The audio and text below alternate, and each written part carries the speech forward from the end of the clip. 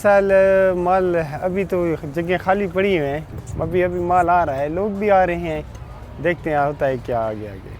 हमारे पास अभी तो हैं तकरीबन कोई 35-30 हैं, लेकिन घर में भी हैं तकरीबन 30-35 और घर में भी हैं। तो फ़ी जानवर के तो अलग-अलग होता है, बस उसके प्रिंट और कलर और जिस्मत के लिहाज से पैसे होते हैं, तो जैसा जानवर वैसे पैसे होते हैं। हमारे पास तकरीबन ऑलमोस्ट 4 लाख से ऊपर के पौधे हैं और 10 लाख तक। सर मैं तो 2-3 मंडियां विज़िट कर चुका हूं, लेकिन रेट बहुत हाई हैं, क्योंकि उनका कहना है कि पेट्रोल और डीज़ल की प्राइस जिस तरह ज़्यादा हुई है उसकी वजह से जो ट्रांसपोर्ट का खर्चा आ रहा है, वो कह रहे हैं तकरीबन पहले जहां गाड़ी तकरीबन 1 लाख रुपए का किराया लेती थी ट्रांसपोर्ट पंजाब से या सिंध से जो गाड़ियां आ रही थी, अभी जो है 2 लाख 3 लाख रुपए वो खर्चा उन पर पड़ रहा है।